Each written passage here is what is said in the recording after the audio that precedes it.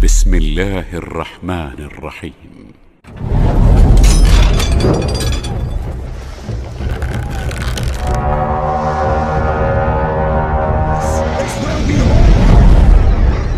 This is where we fight!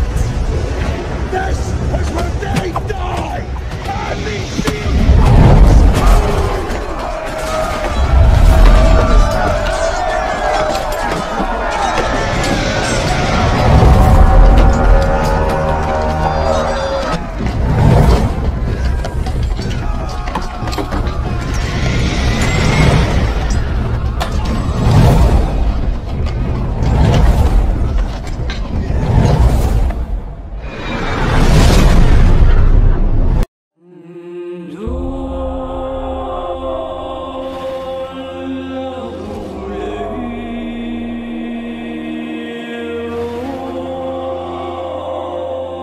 The bell's been rung.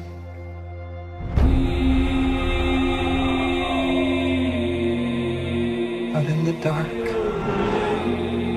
among the stars, the God is. Ma'asyiral muslimin yang dimuliakan Allah Subhanahu wa taala, sebelum saya menjelaskan tentang perang Uhud ini, ada beberapa muqaddimah yang ingin saya jelaskan. Kita tahu bahwa setelah kemenangan Nabi SAW di perang Badar, maka Nabi SAW dan para sahabatnya pulang ke Madinah dengan membawa kemenangan. Ketika dia pulang ke Madinah inilah maka bertepatan dengan wafatnya salah satu putri beliau, namanya Ruqayyah bintu Rasulullah sallallahu alaihi wasallam, istri daripada Utsman ibn Affan. Jadi setelah perang Badar Rasul pulang, maka Ruqayyah meninggal dunia.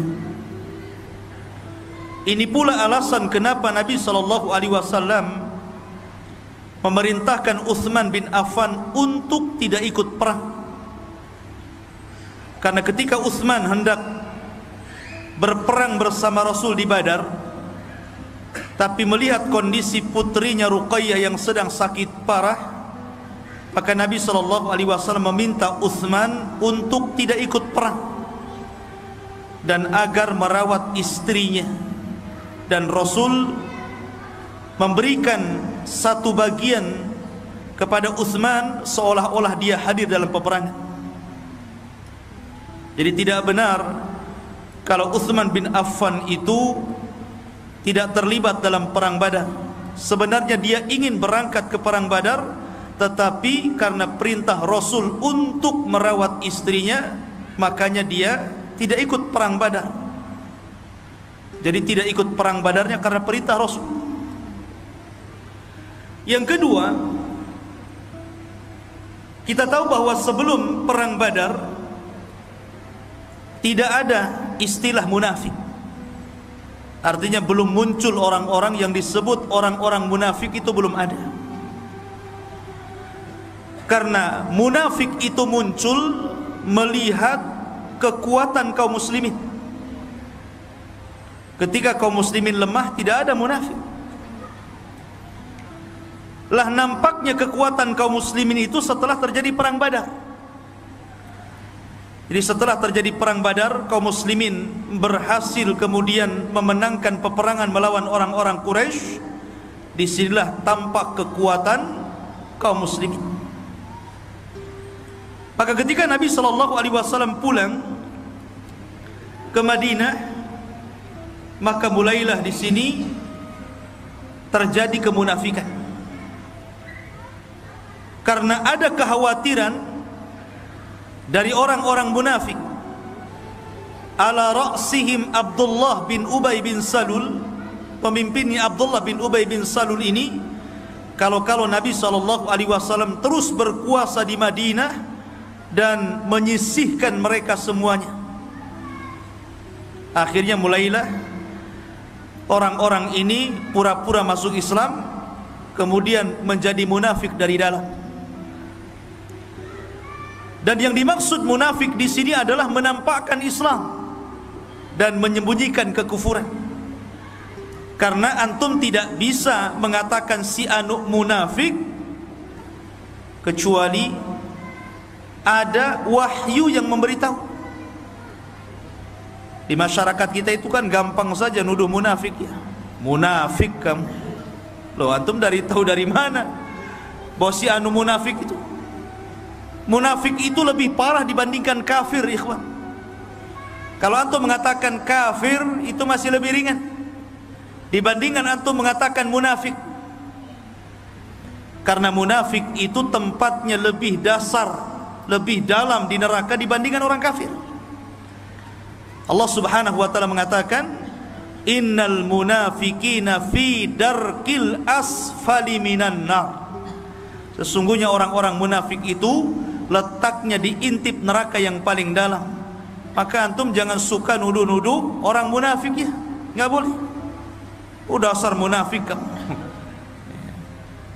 Jadi kalau yang dimaksud munafik di situ, karena munafik itu tidak bisa dilihat, Nabi saja tidak tahu mana di antara orang-orang yang di sekitarnya yang munafik, kecuali ada wahyu memberitahu Nabi SAW, si anu munafik, si anu munafik, si anu munafik. Maka Nabi SAW kemudian memerintahkan Hudzaifah ibnul Yaman untuk mencatat nama-namanya. Itu pun disembunyikan, hanya sebagian saja, dan Rasul tidak mengetahui sebagian lain. Jadi munafik ini muncul setelah perang Badar. Kemudian yang ketiga, terjadi pengusiran Yahudi Bani Qunaiqah. Kabilah Yahudi yang tinggal di Madinah itu tiga. Ada namanya Yahudi Bani Nadir, kemudian Bani Qunaiqah, kemudian salah satunya kata Nabi SAW ketika Rasul disuruh untuk menyerbu, la tusalliyanna, idhabu, pergilah kalian, wala tusalliyanna al-asra illa fi Bani Quraidah, pergilah kalian serang dan jangan solat asar di jalan kecuali sampai di Bani Quraidah. Jadi Yahudi itu ada Bani Quraidah, ada Bani Nadir, ada Bani Qunaiqah. Itu yang tinggal di Madinah. Lah yang paling memusuhi Rasul itu Bani Qunaiqah. Jadi setelah Nabi SAW pulang dari Badar dengan kemenangan, maka Nabi SAW biasa datang ke pasar-pasar kemudian berdakwah, termasuk juga di pasarnya Bani Qunaiqah. Tiba-tiba ada orang Yahudi menyamperi Nabi SAW, kemudian mengatakan, "Ya Muhammad, la yaghurrannaka min nafsika, innaka qatalta nafara min Quraisyin li'annahum la ya'rifuna al-qital, annaka law qataltana la arafta annana ahlal qital." Kata orang Yahudi, "Hei Muhammad, jangan sombong ya.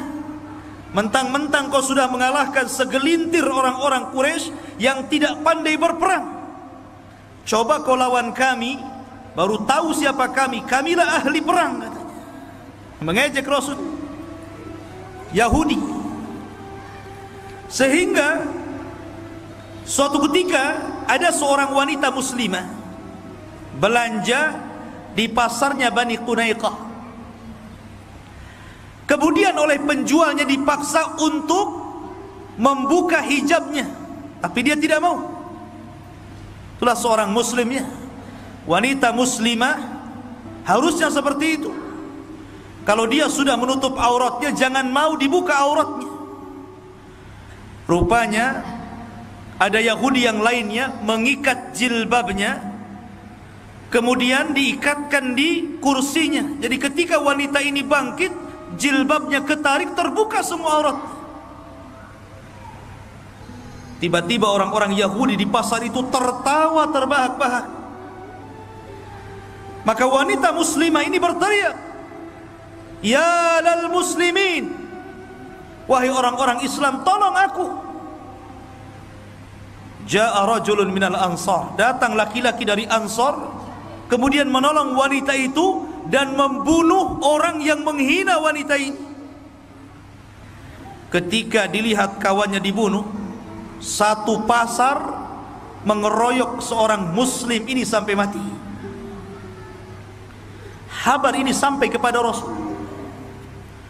Maka Nabi SAW mempersiapkan pasukan mengepung Bani Qunaiqah, karena mereka telah menyalahi perjanjian. Mereka tidak paham bahwa mereka sudah tergabung dalam piagam Madinah untuk saling melindungi, untuk tidak saling menyerang. Tapi karena memang orang Yahudi sedari dulu sampai sekarang mereka lah yang suka merobek perjanjian, maka Nabi SAW marah, mempersiapkan pasukan besar dan hendak mengepung Bani Qunaiqah. Di tengah jalan inilah Abdullah bin Ubay bin Salul, tokoh munafik, menarik-narik Rasul dan mengatakan, ya Rasulullah, masa gara-gara satu orang yang meninggal pun akan membunuh satu kabilah? Maafkan mereka. Kata Rasul, tidak, saya tidak akan memaafkan mereka. Tapi terus orang-orang munafik ini menggembosi Rasul, sampai akhirnya Nabi SAW pun memaafkan mereka dengan syarat mereka harus keluar dari Madinah. Rasul mengatakan, keluar kalian dari Madinah, ajak keluarga kalian, anak-anak kalian, istri-istri kalian, dan kami tidak akan mengambil harta kalian. Keluar kalian. Maka diusir orang-orang Yahudi. Akhirnya mereka keluar dari Madinah, dan belakangan mereka juga banyak yang meninggal karena penyakit yang menimpa mereka.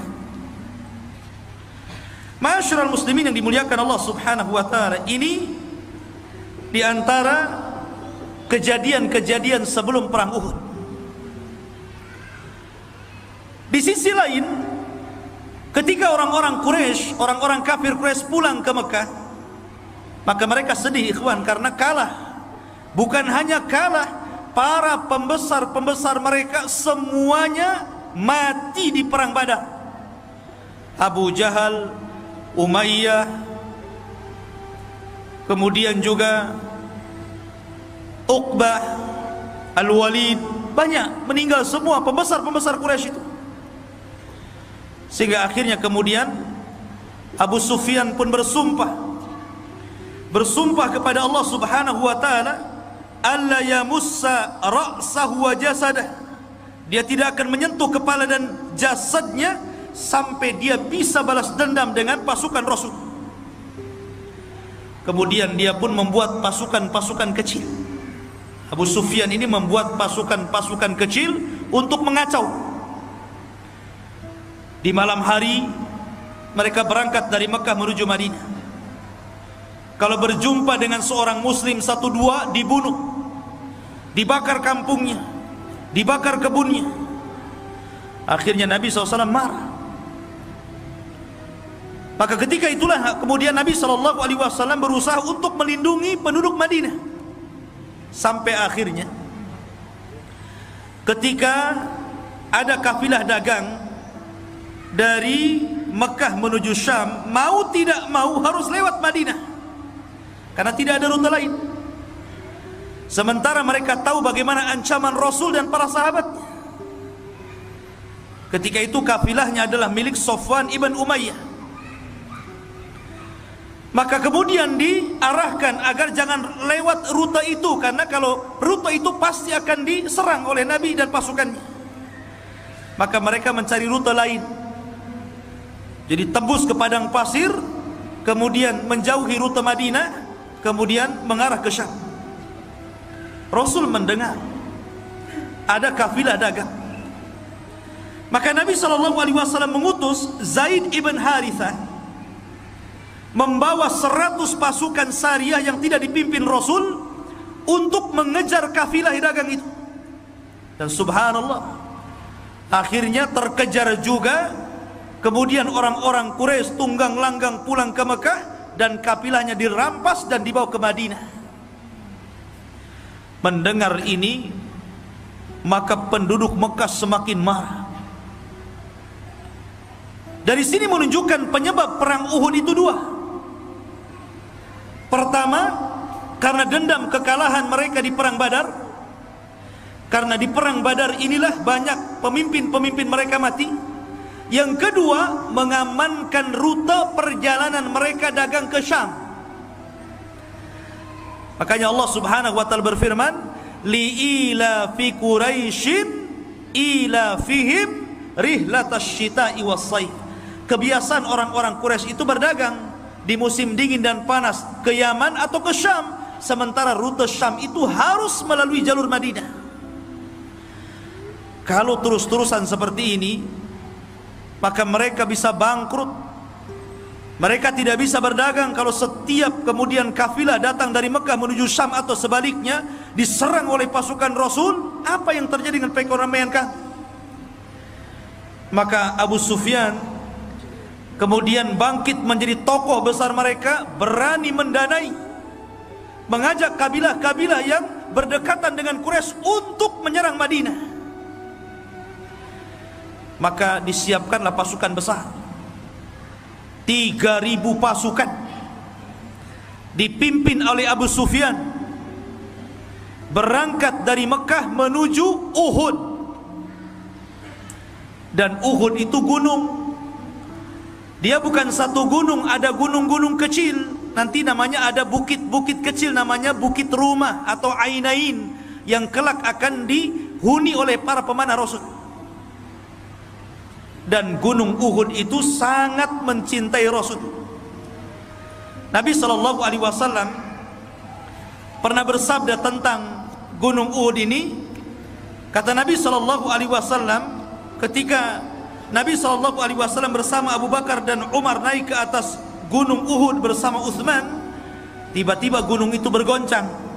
Maka Rasul mengatakan, diamlah wahai Uhud, sesungguhnya di atas kamu ada syahidaini, 2 orang yang mati syahid, dan ada siddiqun, maksudnya Abu Bakar Siddiq radhiyallahu anhu. Dan Uhud yuhibbuna, sangat mencintai kami, wa nuhibbuhu, dan kami mencintainya.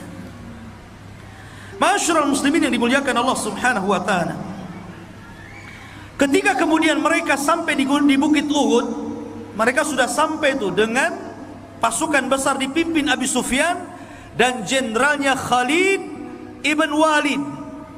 Khalid bin Walid belum masuk Islam. Dan subhanallah, tidak ada wanita yang mampu melahirkan seperti Khalid. Setelah dia masuk Islam, tidak pernah terkalahkan setiap peperangannya. Tapi sayang, ketika itu dia menjadi jenderalnya orang-orang Quraisy. Lah ketika Nabi SAW mendengar dari jasus bahwa orang-orang Quraisy ini bawa pasukan banyak nih, 3.000. Sementara Nabi SAW belum banyak pasukan, hanya 1.000 saja dia bawa. Itu pun yang 1.000 banyak ditolak. Sedikit saya ingin mengkisahkan beberapa anak-anak muda yang ditolak oleh Nabi SAW ketika perang Uhud ini. Alasannya kenapa? Alasannya nggak cukup umur. Pertama, Abdullah bin Umar, dia datang kepada Nabi SAW meminta untuk ikut serta di perang Uhud. Alasannya sudah di Badar tidak ikut, maka di Uhud masa tidak ikut lagi. Maka Rasul menolak Abdullah bin Umar. Kenapa? Karena usianya ketika itu belum balik, di bawah 15 tahun.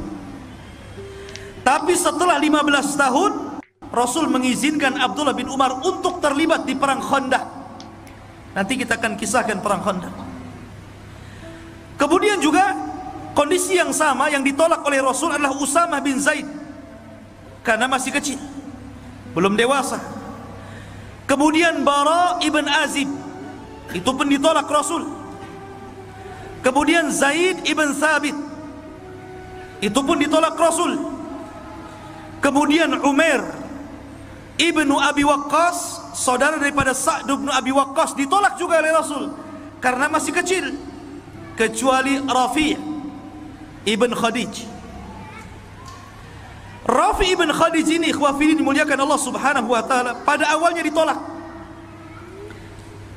Tetapi datang bapaknya dan mengatakan, ya Rasulullah, anakku si Rafi ini ahli memanah, pakai saja dia. Akhirnya karena bapaknya memberikan rekomendasi, Rasul menerima Rafi sebagai pasukan. Ketika Rafi ini Ibn Khadij diterima oleh Rasul, cemburu nih Samurah bin Jundab ini. Samurah bin Jundab itu usianya 15 tahun, dia pun ditolak. Ya Rasulullah, kenapa si Rafi diterima, saya enggak? Sesungguhnya kalau aku bergulat dengan Rafi, aku bisa mengalahkan dia. Harusnya aku lebih diterima daripada dia. Kenapa kau tolak aku? Kata Nabi SAW, ya sudah, kalau begitu kau ikut saja. Lihat, ini usia 14 tahun, 15 tahun loh ya. Ini ABG ini. Tapi lihat dia luar biasa syajaahnya, kekuatannya, keberaniannya untuk berperang, bukan tawuran ya. Perang. Tawuran pula gara-gara kalah bola, tawuran. Ada yang diketuk palu kepalanya, enggak syahid itu. Dijahit yang ada. Ya. Jadi ikhwafidin muliakan Allah subhanahu wa ta'ala, ini anak-anak muda yang luar biasa. Mereka dijanjikan oleh Allah subhanahu wa ta'ala. Lah perang Uhud ini memang perang yang luar biasa, karena memang banyak yang mati syahid.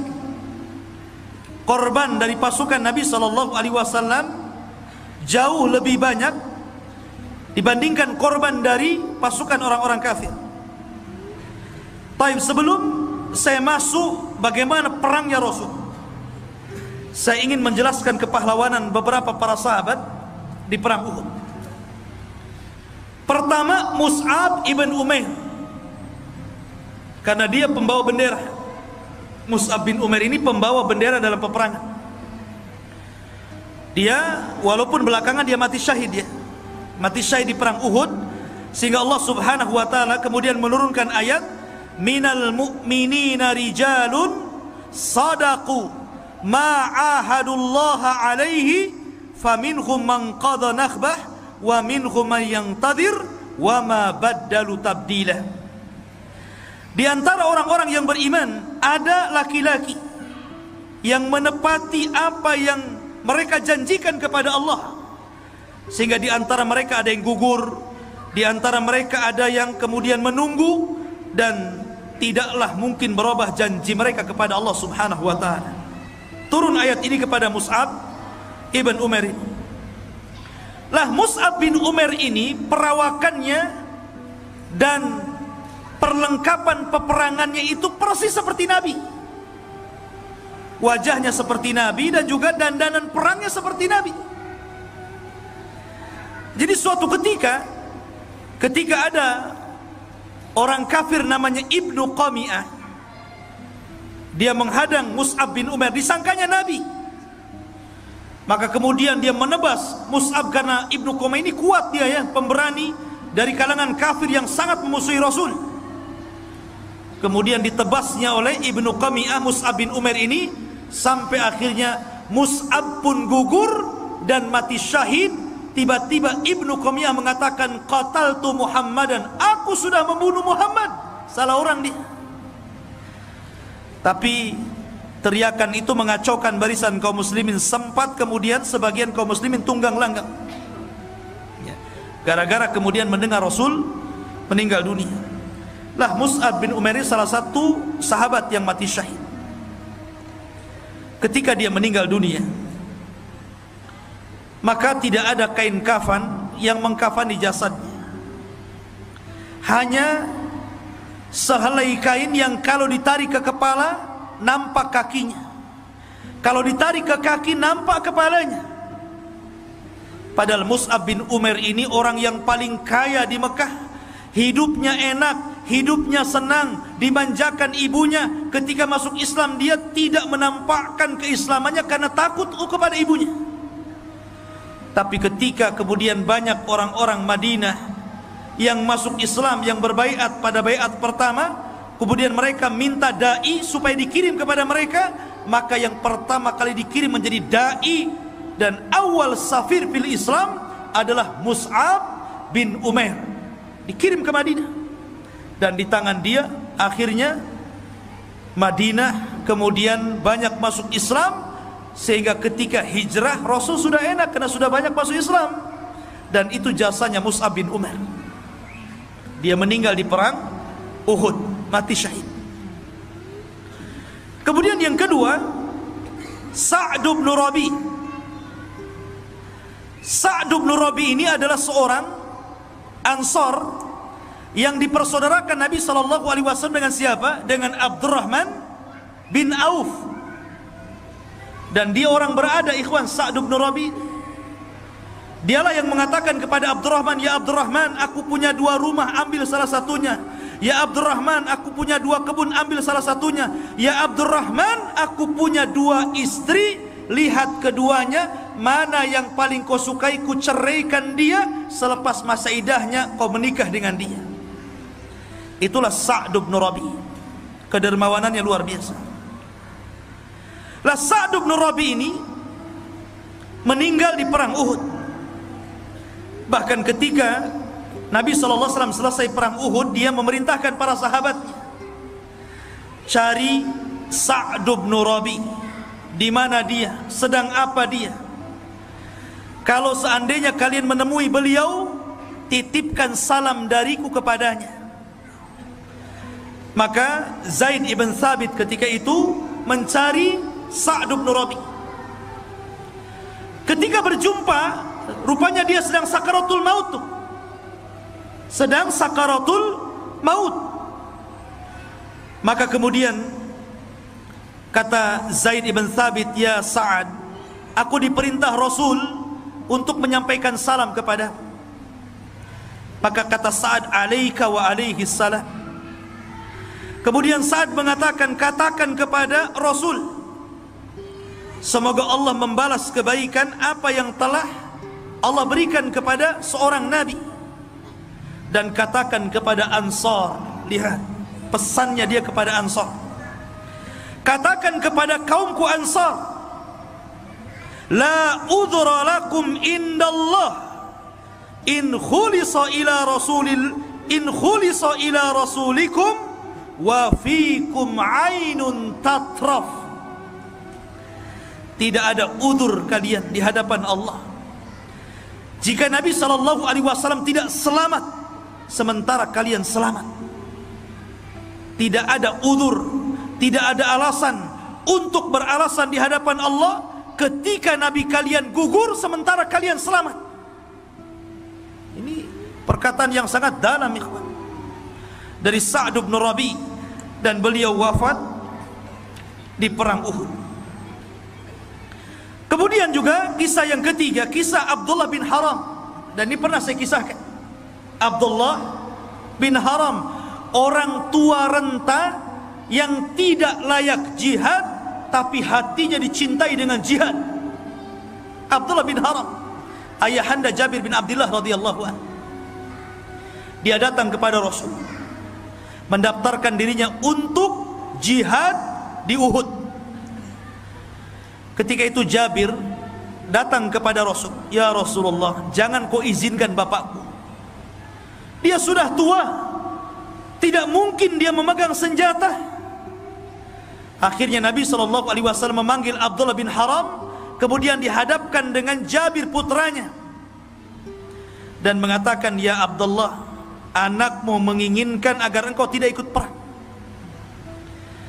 Maka marah ini Abdullah bin Haram, walaupun sudah tua renta. Dia mengatakan, "Ya Jabir, laulal jannah la afartuka iya." Kalau bukan karena surga, saya siap meninggalkan posisiku. Tapi ini masalahnya surga, saya nggak mau. Dari situlah kemudian Abdullah bin Haram diilhamkan bahwa dia orang yang pertama kali mati syahid. Dan subhanallah, betul, dia orang yang pertama mati syahid di perang Uhud. Kemudian ketika selesai peperangan, Jabir bin Abdullah mencari-cari jasad bapaknya, dan sangat sedih ketika melihat bapaknya mati syahid. Karena itu orang tua satu-satunya sudah tidak punya ibu lagi, sementara Jabir memiliki adik-adik yang sangat kecil-kecil. Dalam riwayat adik-adiknya tuh 9, masih kecil-kecil, dia laki-laki sendiri yang paling tua. Coba antum punya adik-adik, adik antum kecil-kecil gitu kan, 9 orang, nggak punya ayah, nggak punya ibu, antum saja yang merawatnya gitu. Gimana tuh rasanya itu? Jadi sedih dia. Maka melihat kesedihan itu, Nabi SAW lewat dan mengatakan, ya Jabir, tabki aw la tabki, menangis ataupun tidak menangis wahai Jabir, sesungguhnya jasad bapakmu telah dinaungi oleh malaikat. Padahal Uhud itu tidak ada pohon, tapi bapaknya dinaungi oleh awan yang dibawa malaikat. Ya Jabir, tabki aw la tabki, laqad kallama Allahu abaka kifahan bila turjuman. Wahai Jabir, menangis ataupun tidak menangis, sesungguhnya Allah telah mengajak bicara dengan bapakmu tanpa ada penerjemah. Kapan itu? Ketika Abdullah bin Haram meninggal dunia di perang Uhud. Tiba-tiba dia sadar sesaat. Kemudian dia mendengar suara Allah berfirman kepadanya, ya abdi tamanna, wahai hambaku, berangan-anganlah, bercita-citalah, memintalah kepadaku, aku akan beri. Maka kemudian ayahanda Jabir yang sudah mati kemudian dihidupkan sesaat ini. Dia mengatakan, ya Rabb, inni atamanna an uqtal marratan thaniyan. Ya Rabb, aku tidak berkeinginan apapun kecuali kau hidupkan kembali 2 kali aku, agar aku bisa mati syahid kedua kalinya. Tapi Allah mengatakan tidak mungkin orang meninggal hidup lagi. Maka kata Abdullah bin Haram mengatakan, kalau demikian sampaikan kepada orang di belakangku, sampaikan kepada Jabir putraku, sampaikan kepada kaum muslimin bagaimana posisiku di hadapanmu ya Rabb. Subhanallah. Akhirnya Abdullah bin Haram meninggal dunia. Lah Abdullah bin Haram ini juga punya kawan namanya Amr bin Jamuh. Sama-sama sudah tua. Antum punya kawan, pastikan antum kawan banyak, tapi yang paling akrab itu ada 1-2 kawan antum, kemana-mana sama dia saja. Lah Abdullah bin Haram ini berkawan dengan Amr bin Jamuh, dan subhanallah perkawanan keduanya luar biasa. Setelah tua keduanya ke masjid berdua, baca Quran berdua, ngaji berdua, ibadah berdua terus seperti itu. Abdullah bin Haram dengan Amr bin Jamuh ini. Nah, harusnya begitu ya. Antum nanti kalau sudah tua cari gebetan antum. Siapa yang bisa diajak ibadah ke masjid berdua? Jadi harus ada lawannya. Lah rupanya Amr bin Jamuh juga kurang lebih. Dia pun mendaftar perang di perang Uhud, sudah dicegat sama anaknya, nekat juga. Sementara Amr bin Jamuh ini sudah pincang, tidak sanggup berjalan. Dia pincang orangnya, nggak bisa berjalan. Maka kata anaknya, wahai bapak, wahai abi, Allah memberikan rukhsah kepadamu, kau tidak bisa berjalan. Macam mana mau perang? Lari saja tidak bisa ya. Tapi dia mengatakan di hadapan Rasul, ya Rasulullah, saya ingin meletakkan kedua kakiku di sorga. Saya ingin meletakkan kedua kakiku di sorga. Dari situ kemudian orang yang kedua yang meninggal di perang Uhud setelah Abdullah bin Haram adalah Amr bin Jamuh.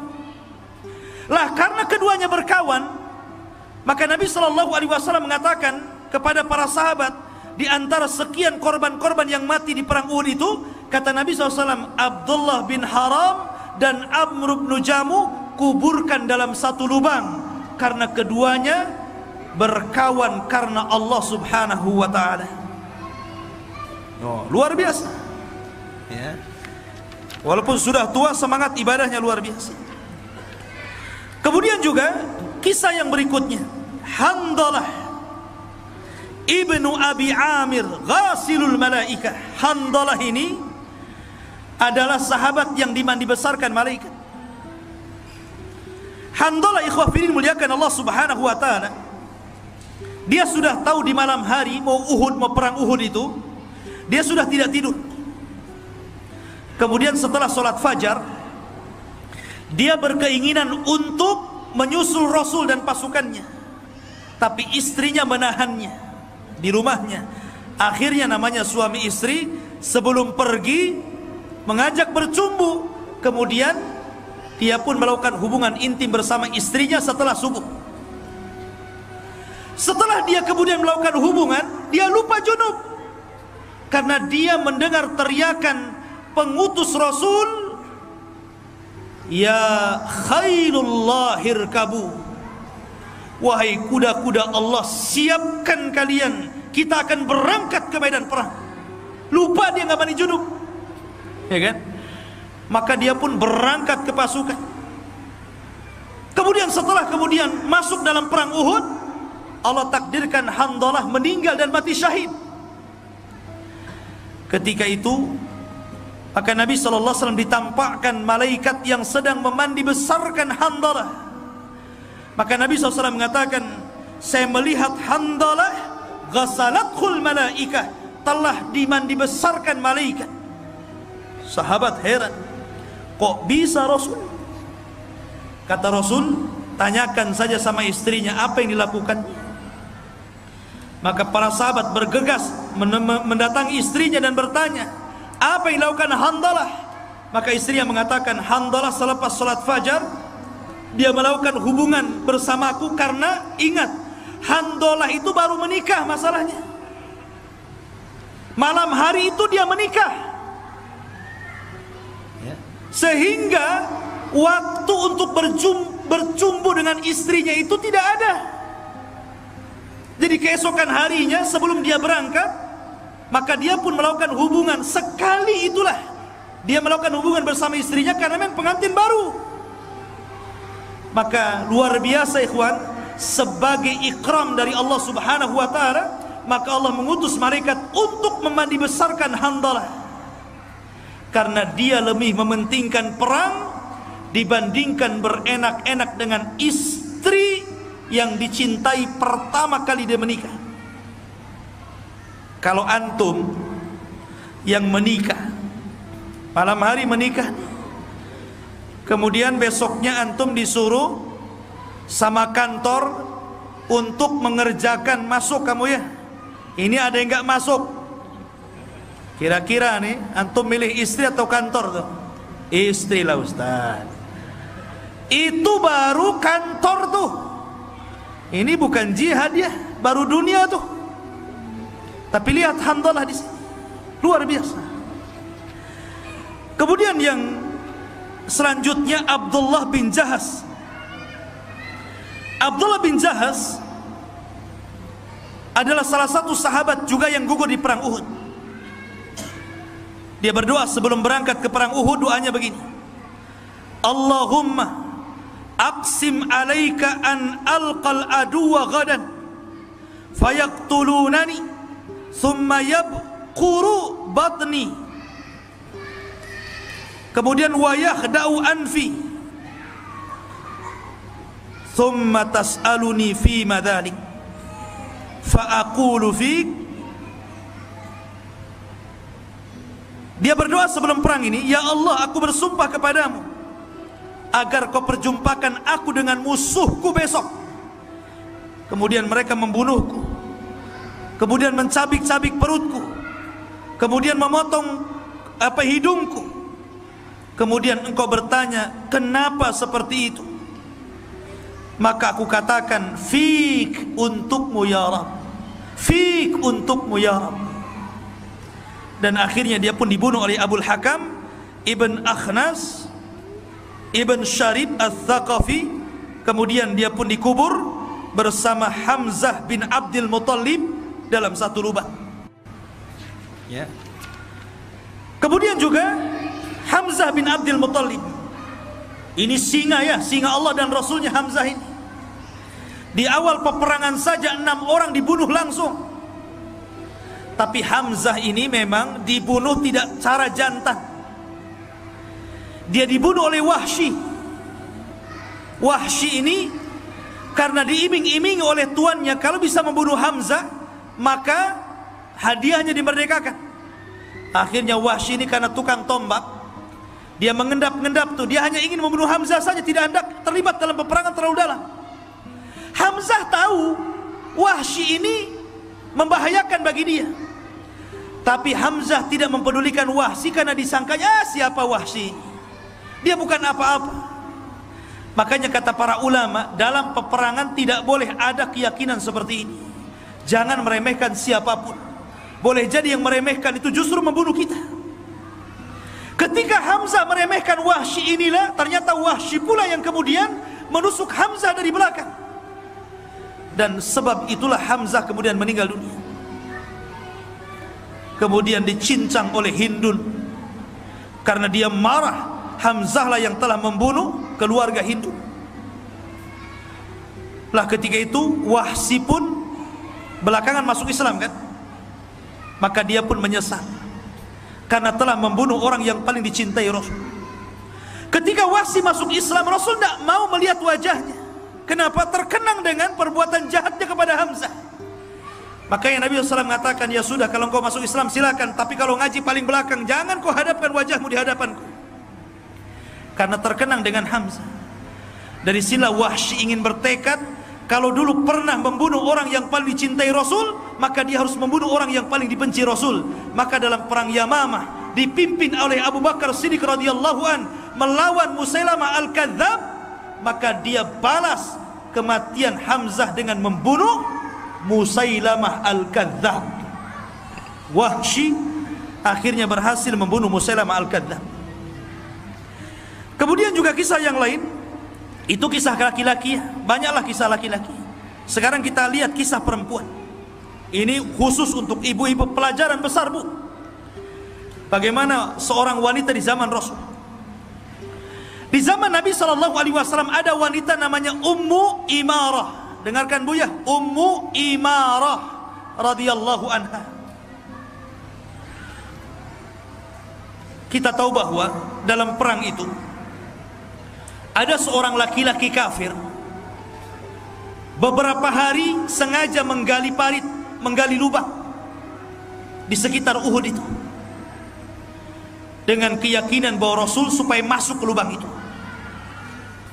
Dan subhanallah, keinginannya dikabulkan Allah.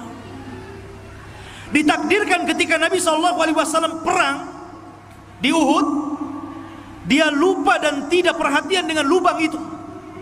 Akhirnya Rasul terperosok ke dalam lubang itu. Maka Rasul pun dikeluarkan dari lubang itu. Ditambah-tambah kemudian ada isu bahwa Rasul meninggal. Maka sahabat tunggang langgang. Ketika itu Nabi SAW hanya dilindungi oleh 7 Ansar dan 2 Muhajirin, Talha dan Sa'd bin Abi Waqqas, lebihnya orang-orang Ansar.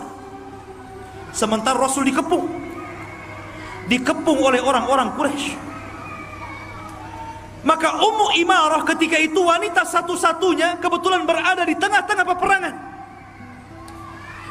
Melihat dia ke kanan Nabi SAW sedang dikepung, maka dia melihat ada orang musyrik yang hendak memukul Rasul dari belakang dengan pedangnya. Dia lari. Setelah lari, kemudian dia langsung melesat dan membelakangi Nabi SAW, dan punggungnya menjadi benteng bagi tubuh Rasul. Bayangkan, Ummu Imarah badannya, punggungnya dijadikan tameng. Ketika seorang musyrik mengayunkan pedangnya, Anda bisa bayangkan kalau pedang mengenai badan Anda, tercabik-cabik itu. Ummu Imarah. Tapi subhanallah, Ummu Imarah tidak meninggal dunia.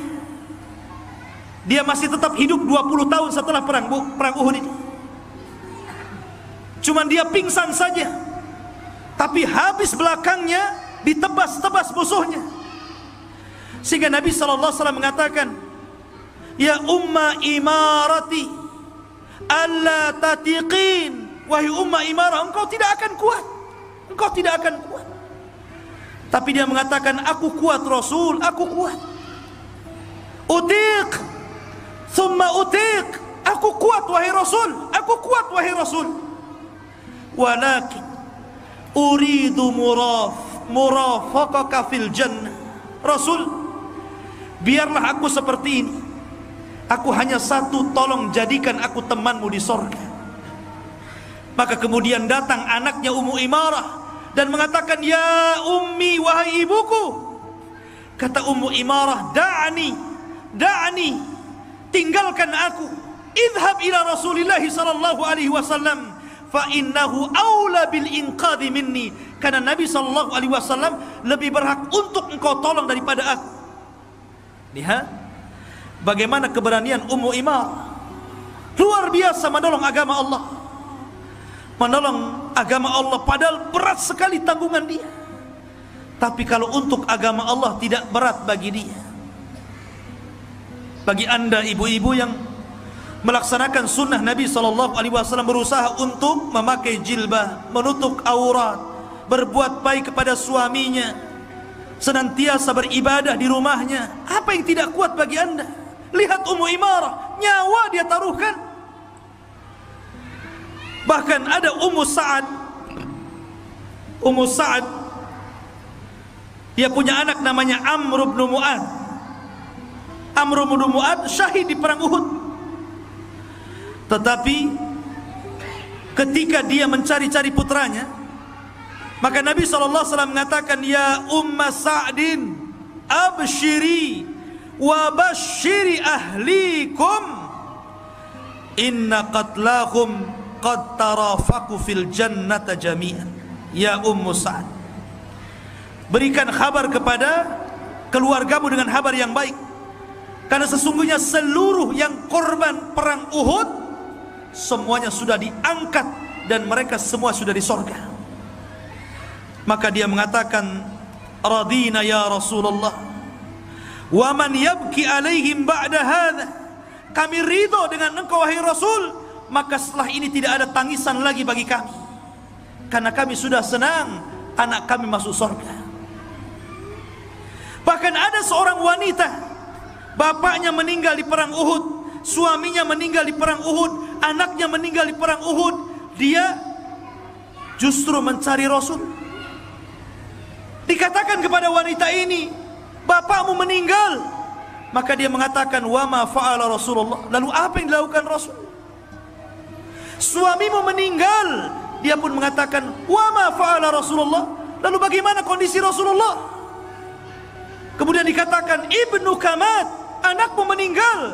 Maka dia mengatakan, wa ma fa'ala Rasulullah, saya tidak bertanya di mana, bagaimana kondisi Rasul. Orang-orang heran mengatakan, ya fulana, dihabarkan kepadamu bapakmu, suamimu dan anakmu meninggal, kenapa kau tidak bersedih? Kemudian dia mengatakan, tidak, pikiranku hanya kepada Rasul, tolong antarkan aku kepada Rasul. Akhirnya diantarkan kepada Nabi SAW. Setelah di hadapan Rasul dan melihat Rasul selamat, maka dia mengatakan, kullu musibatin ba'daka ya Rasulullah zalalun, setiap musibah setelah aku melihatmu hai Rasul, semuanya menjadi kecil, nggak ada apa-apanya. Lihat, ini jagoan-jagoan wanita di perang Uhud ya, luar biasa. Bahkan Anas bin Nadar radhiyallahu an, dia itu tidak ikut perang Uhud.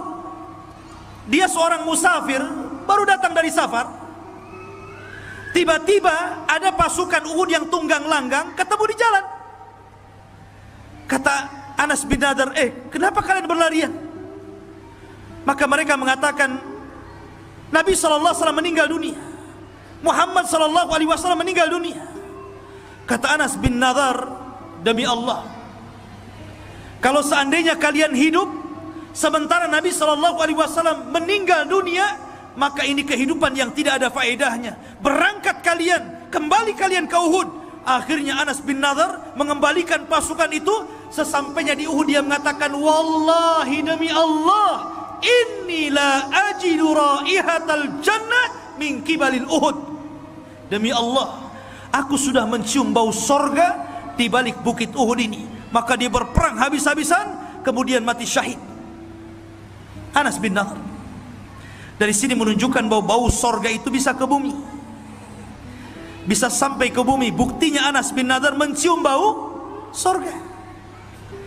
Ya tentu orang-orang tertentu saja ya, bukan berarti antum lewat, ini harum ini, bau sorga nampaknya ya. Jadi orang-orang yang tertentu yang akan mendapatkan itu. Taib, ini diantara jagoan-jagoan sahabat-sahabat di perang Uhud. Taib, kita akan urut bagaimana peristiwa Uhud ini. Ma'asyiral muslimin yang dimuliakan Allah Subhanahu wa taala.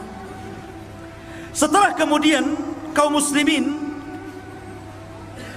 dikumpulkan Nabi sallallahu alaihi wasallam, Nabi sallallahu alaihi wasallam sempat bermimpi di malam harinya. Bermimpi di malam harinya, kemudian takwilnya itu dibagi tiga. Pertama, akan terjadi sesuatu musibah kepada kaum muslimin di perang Uhud. Yang kedua, akan terjadi pembunuhan kepada Hamzah dan mati syahid, dan dialah sayyidus syuhada. Yang ketiga, setelah pulangnya mereka dari perang Uhud, maka ada kebaikan yang akan mengangkat derajat kaum muslimin. Ini diantara tiga takwil mimpinya Nabi sallallahu alaihi wasallam. Maka Nabi sallallahu alaihi wasallam mengumpulkan para sahabat ketika itu 1000 orang. Nabi sebenarnya tidak mau berangkat ke Uhud. Nabi tidak mau. Nabi itu ingin tetap di Madinah menghadang musuh.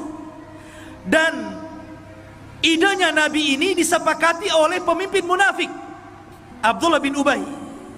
Tapi bukan berarti kesepakatan Abdullah bin Ubay dengan Rasul karena rasa cinta Abdullah kepada Rasul. Tidak. Dia seorang munafik. Dia memang setuju dengan pendapat Rasul biar tidak ikut perang, biar bisa sembunyi di rumahnya maksudnya. Itulah orang munafik. Tapi banyak anak-anak muda yang tidak ikut perang Badar, ini ngompori, biasa anak muda tukang ngompor. Datang kepada Rasul, kami sudah tidak ikut perang Badar. Masa kami akan tinggal di sini? Keluar kita. Dan rupanya pendapat ini dikuatkan Hamzah. Melihat Hamzah ngikut anak-anak muda, tergerak Rasul untuk keluar juga akhirnya. Padahal di awal dia tidak mau keluar, dan itu pendapat Rasul. Akhirnya Rasul pulang, masuk ke rumahnya, dia mandi, sholat. Setelah itu memakai dandanan perang, baju besi, tombak, pedang, perisai, tutup kepala, kemudian keluar. Rupanya ikhwan, setelah dia keluar, ada seorang sahabat, 2 orang sahabat dari Ansar menemui Nabi sallallahu alaihi wasallam dan mengatakan, "Ya Rasulullah," namanya Sa'd bin Mu'adz dan Usaid bin Hudzair. Jadi Sa'd bin Mu'adz adalah pemimpin Aus dan juga Khazraj. Kemudian Usaid bin Hudzair ma'ruf datang kepada Rasul dan mengatakan, "Ya Rasulullah, sebaiknya kau jangan terpengaruh dengan anak-anak muda itu. Kami ini orang Madinah lebih paham kondisi sini. Tapi terserah anda, kalau mau keluar kita keluar." Tapi Nabi SAW mengatakan, "Makana lin nabi idza labisa lu'matahu an yadha'aha hatta yaqdiyallahu ta'ala amran kana maf'ula." Atau kama qala Nabi SAW, tidak layak bagi seorang nabi kalau baju besi sudah nempel di badannya untuk diletakkan kembali sampai Allah memutuskan perkaranya. Artinya kalau sudah dipakai harus keluar, sudah telat. Maka berangkatlah 1000 pasukan menuju Uhud. Rupanya ikhwah fillah muliakan Allah Subhanahu wa taala, berangkat setelah sholat asar, kemudian berjalan ke Uhud sampai maghrib, sholat maghrib, kemudian isya. Kemudian di tengah malam itulah Nabi sallallahu alaihi wasallam berdoa kepada Allah Subhanahu wa taala untuk kemenangan. Maka di tengah malam itulah tiba-tiba Abdullah bin Ubay berkhianat. Dia memprovokasi sebagian pasukan untuk tidak ikut perang karena melihat banyaknya pasukan lawan. Pengecut orang-orang munafik. Akhirnya dibawanya 300 pasukan kembali ke Madinah, sisanya 700 melawan 3000. 700 melawan 3000. Maka tepat pada bulan Syawal di tahun 3 Hijriah. Kalau perang Badar bulan Ramadan, beda 1 bulan. Di tahun 2 Hijriah. Kalau perang Uhud 3 Hijriah di bulan Syawal. Ada yang mengatakan hari Sabtu, ada yang mengatakan hari Ahad. Maka keesokan harinya Nabi SAW bergerak. Ketika itu melihat pasukan semakin sedikit, dari 1000 menjadi 700. Maka 2 kabilah yang lainnya merasa ragu. Di antaranya adalah kabilah Bani Salamah dan kabilah Bani Harith. Mau pulang juga ikut Abdullah bin Ubay itu. Tapi kemudian diyakinkan, kemudian Allah menetapkan hati kedua kabilah ini. Akhirnya mereka pun tetap bersama Rasul, sehingga Allah turunkan surah Al-Imran ayat 122 kalau tidak salah, idh hammat ta'ifatani minkum an tafshala wallahu waliyukuma wa 'alallahi falyatawakkalul mu'minun. Ketika 2 pasukan mulai ragu-ragu, maka Allah menjadi wali keduanya, dan hendaklah orang yang beriman bertawakal kepada Allah Subhanahu wa taala. Baik. Keesokan harinya berjumpalah 2 pasukan ini. Ketika itu Rasul membagi 2 pasukan menjadi 2. Pertama, pasukan yang diletakkan di Bukit Rumah atau disebut dengan Bukit Ainain, yang sekarang menjadi kuburan syuhada Badar, syuhada Uhud. 70 syuhada Uhud dikubur di situ karena ketika dikubur di bawah terjadi banjir. Ingat, syuhada Uhud itu pernah banjir. Bukan dulu, baru-baru. Ya, pada era Raja siapa di Saudi terjadi banjir besar. Kemudian banjir ini sampai ke kuburan syuhada. Akhirnya apa? Jasadnya naik, namanya pasir, ya kan, kena air naik tuh. Subhanallah. Semua jasad syuhada Uhud tidak ada yang berubah sampai hari ini. Maka oleh kerajaan Saudi kemudian dipindah kuburannya, diataskan ke atas lagi. Ya, di bukit yang dulunya tempat pemanah, sehingga kalau banjir tidak terkena air lagi. Sampai Hamzah nampak jahitannya. Orang tahu siapa Hamzah karena dibedel oleh Hindun kan, nampak ini Hamzah. Dan itu keajaiban dunia. Ya. Jadi ketika Nabi SAW menempatkan 50 pemanah dipimpin oleh Zubair Al-Ansari, dipimpin oleh Zubair Al-Ansari, Abdullah bin Zubair Al-Ansari, 50 pemanah. Maka sisanya bersama Rasul, dipimpin Rasul langsung. Kemudian Abu Bakar, Siddiq, Mus'ab bin Umair dan yang lainnya. Subhanallah, di awal peperangan menang. Setiap mengadakan perang tanding, siapapun jagoan orang Quraisy bisa ditebas oleh jagoan orang Islam. Dan sistem mubarazah itu maksudnya perang tanding, mana jagoanmu, ini jagoanku, mana jagoanmu, ini jagoanku. Sampai puluhan dikeluarkan dari jagoan mereka, tetap kalah oleh jagoan kaum muslimin. Hanya beberapa jagoan muslim yang meninggal, tapi sebagian besar jagoannya orang kafir meninggal. Dan itu sudah mengejutkan mereka. Maka di awal peperangan Nabi SAW menang. Lah orang-orang yang di atas itu, para pemanah, sengaja diletakkan takut ada pasukan dari belakang. Makanya mereka siap-siap memanah dari atas. Lah Khalid bin Walid itu 3 kali berusaha untuk naik ke Bukit Ain, tidak bisa. Tidak bisa, selalu ditembaki panah. Sampai ketika kaum muslimin lengah, kemudian beristihad untuk turun karena melihat Abu Sufyan lari, pasukan Abu Sufyan juga tunggang langgang, lari semuanya. Maka dari atas 40 pemanah ingin turun ke bawah. Kata pimpinannya Abdullah bin Zubair Al-Ansari, jangan. Apapun yang terjadi, Rasul pernah ngomong, apakah kami harus mati atau menang, jangan pernah turun. Itu kata Nabi. Tapi 40 sahabat ini beristihad sehingga sisanya 10 mereka terpaksa turun. Ketika mereka turun, Khalid melihatnya, maka dia bawa pasukan memutar bukit. Akhirnya menyusul 40 orang ini dari belakang. Sebentar saja dengan satu tangan Khalid bisa membunuh 10 para sahabat Rasul. Kemudian sisanya dibunuh oleh oleh orang-orang kafir yang lainnya, sehingga meninggal semua yang 40 itu, sehingga para pemanah tinggal 10 orang di atas. Dari situ kekuatan kaum muslimin sudah mulai kacau tuh, karena tidak lagi melindungi dari arah belakang. Ketika itulah kemudian Khalid berteriak, "U'lul khubal, u'lul khubal," katanya. Maksudnya memanggil-manggil Tuhannya Khubal. Abu Sufyan yang tunggang langgang mendengar suara Khalid nih. Ini Khalid nih, kita menang. Ya. Khalid ada di belakang. Akhirnya dia kembali dengan pasukannya menghadang Rasul. Disitulah Rasul kemudian dikepung di tengah-tengah. Dikepung di tengah-tengah. Nah, saat terkepung itulah terpencar-pencar. Lah Ibnu Qami'ah, seorang musyrik ini, mencari siapa yang memegang bendera, karena itulah pemimpinnya. Dari kejauhan dilihatnya ini ada orang yang megang bendera, kok kayak Rasul. Akhirnya dia mendekati pemegang bendera itu, kemudian ditebasnya rupanya Mus'ab bin Umair, dan syahid di tangan Ibnu Qami'ah. Ketika dia berhasil membunuh Mus'ab, dia sangka Rasul, tiba-tiba berteriak, "Qataltu Muhammad, aku sudah membunuh Muhammad." Mendengar sahabat bahwa Rasul meninggal dunia, langsung tunggang langgang, lari ke sana, lari ke sini. Pokoknya mereka ada yang terdiam, ada yang lari, ada yang sudah putus asa. Pokoknya kondisi ketika itu sangat luar biasa mencekam. Sampai akhirnya Nabi SAW terperosok ke dalam jurang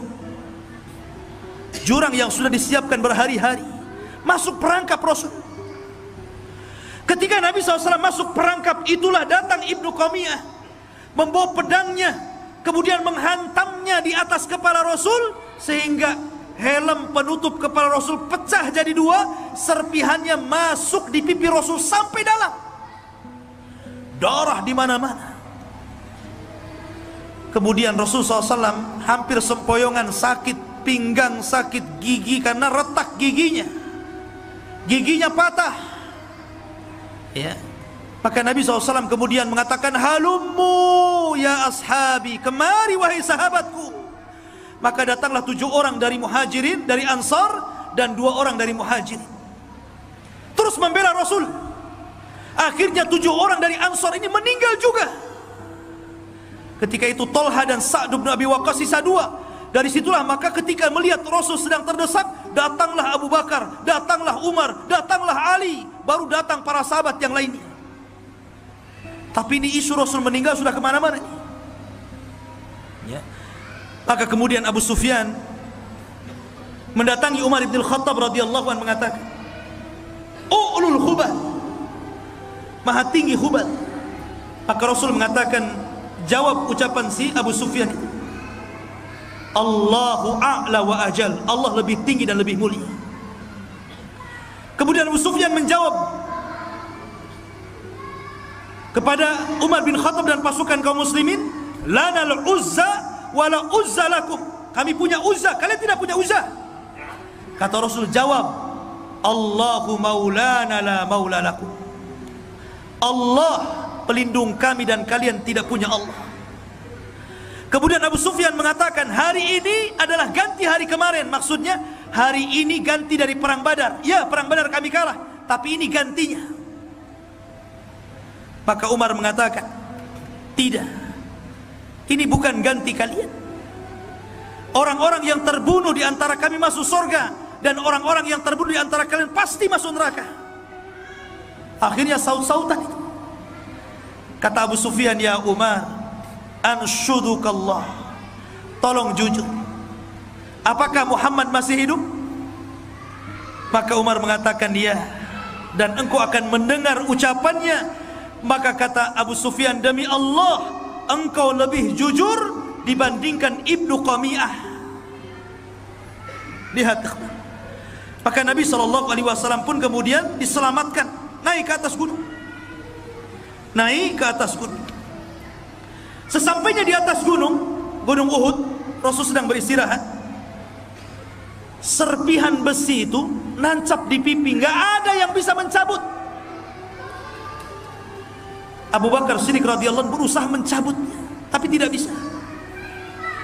Maka kemudian datanglah Abu Ubaidah ibnul Jarrah radhiyallahu an, dia cabut dengan gerhamnya, dengan gigi depannya. Akhirnya ketika tercabut serpihan besi yang menancap di pipi Rasul, patah pula gigi keduanya. Sahabat yang melihat tiba-tiba melihat wajah Abu Ubaidah berbeda dan mengatakan, ma ra'aina Aba Ubaidah ajmal min hada. Kami tidak pernah melihat Abu Ubaidah seindah ini mukanya.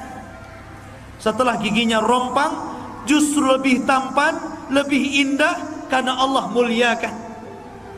Coba antum kalau ompong lebih cakep apa lebih tua? Ini makin lebih indah gitu kan wajahnya. Karena apa? Dia yang mencabut. Kemudian datang Malik ibn Sinan, melihat namanya dicabut, ikhwan, otomatis darahnya muncrat. Darah itu tidak bisa dihentikan. Maka datang Malik ibn Sinan, malah kemudian menyedot darah itu, bukan menumpahkan, malah ditelan sama dia. Ditelan darah Rasul. Kata Rasul, mujja ya Malik, muntahkan wahai Malik. La. Kata Rasul, mujja ya Malik, muntahkan ya Malik. La. Tidak mau muntahkan. Akhirnya Nabi SAW mengatakan, tidak akan mungkin tersentuh neraka orang yang darahnya bercampur dengan darahku, kata Rasul. Dari situlah kemudian datanglah wanita-wanita yang menolong Rasul. Datanglah Fatimah, datanglah Ummu Sulaim, kemudian merawat Nabi SAW. Luar biasa ya. Kemudian Nabi SAW pun diselamatkan dan pulang ke Madinah. Dari sini ikhwah banyak pelajaran besar di perang Uhud. Kekalahan akibat daripada penyelisihan para sahabat kepada Rasul. Makanya saya ingatkan dengan firman Allah Subhanahu wa taala, "Falyahdharil ladzina yukhalifuna an amri an tusibahum fitnah aw yusibahum adzabun alim." Hendaklah takut siapapun yang menyelisih perintah Rasul, pasti akan ditimpa fitnah kepada mereka atau adab yang pedih. Maka perang Uhud ini pelajaran besar. Kekalahan kaum muslimin karena mereka tidak menuruti perintah Rasulullah sallallahu alaihi wa ala alihi wasallam. Untuk mengakhiri cerita ini, ada satu kisah di perang Uhud tentang seorang laki-laki yang membunuh dengan ganas dan gagah berani. Banyak kaum musyrikin tumbang di tangannya. Sahabat memujinya dan mengatakan, innahu min ahlil jannah ya Rasulullah. Rasul, pasti dia masuk surga. Tapi Rasul mengatakan, la, huwa min ahlinna, dia termasuk penduduk neraka. Kemudian sahabat mengatakan, ya Rasulullah, dia sudah banyak membunuh musyrikun. Kata Rasulullah, kau lihat kematiannya. Dia bukan mati karena syahid, tapi mati bunuh diri. Ketika tombak yang menancap di dadanya tidak kuat karena menahan rasa sakitnya, supaya cepat mati, akhirnya dia tancapkan sekalian biar cepat mati. Berarti dia bukan mati karena tombak musuh, tapi mati karena bunuh diri. Dari sini menunjukkan bahwa jihad itu karena Allah. Karena ada juga yang terlibat dalam perang ini orang yang tidak pernah sujud. Usairim namanya. Ada seorang yang namanya Usairim, seorang Yahudi. Dia ingin terlibat dalam perang Uhud, belum masuk Islam. Tapi setelah pertempuran dia berlangsung dan ikut perang, tiba-tiba dia bersyahadat kepada Rasul, bersyahadat kepada Allah, asyhadu an la ilaha illallah wa asyhadu anna Muhammadar Rasulullah. Kemudian dia mati syahid. Kata Abu Hurairah, maukah aku tunjukkan kalian kepada seorang yang tidak pernah sujud walaupun satu kali, tapi dia termasuk ahli surga? Kemudian Rasul mengatakan, dialah Usairi. Usairi tidak pernah sujud tapi masuk surga. Ya, luar biasa.